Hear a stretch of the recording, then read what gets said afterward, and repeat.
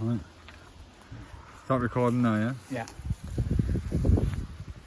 If we went back 16,000 years, all of this area would have been underneath about 2 miles, well, let's say 2 kilometers worth of ice, and it would have scoured away all of the landscape. And then the ice age suddenly started to end. But those huge glaciers, ice sheets, were carrying enormous blocks of stone. And so as it melted away, it would drop these stones in different locations. They are called glacial erratics. And when the people started to move back into the British Isles, about 8,000 years ago, when it was just starting to get a little bit warmer, they found all these huge, giant stones lying around, and they wondered, what are they doing here? What's all this about? And many of them believed that they had magical qualities. There was something special about them. And so they would spend lots of time and effort collecting them, moving them, and rearranging them. They would rearrange them to mark astronomical bearings and the moon and the sun and the rising sun.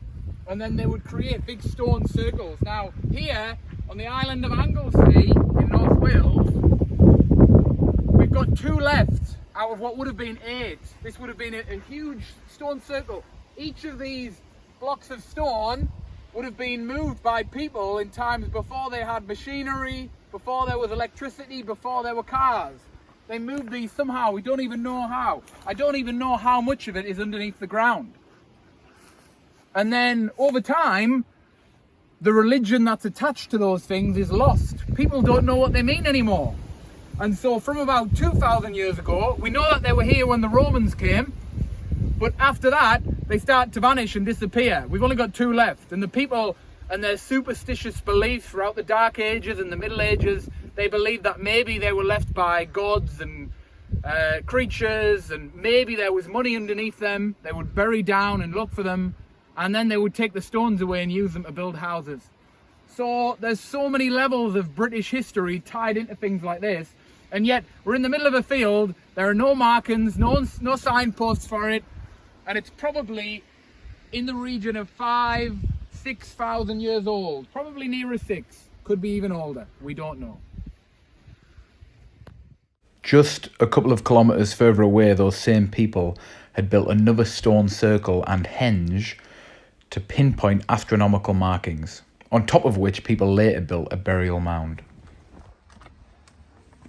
This was probably built 4,000 years ago, maybe older, and it's called a burial mound on the island of Anglesey, where there's so much Neolithic history around us.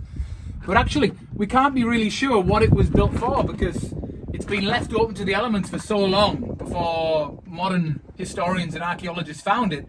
There's no evidence of someone being buried here. But what we do have evidence of, if we come inside, this is amazing. Look at the size of the stones here. You used to hold up this big piece of stone to create this open space. Here we've got the guardian stone hiding the entrance, but this small crack here. We don't know what it was built for, essentially. Was it built for some kind of burial ceremonial point? Was it some kind of marker of the local community? Oh, what we've got here, you can't really make it out anymore, but if you come inside a little bit closer, you see that there's evidence of artwork on these 2 huge stone rocks. You can't really get it anymore.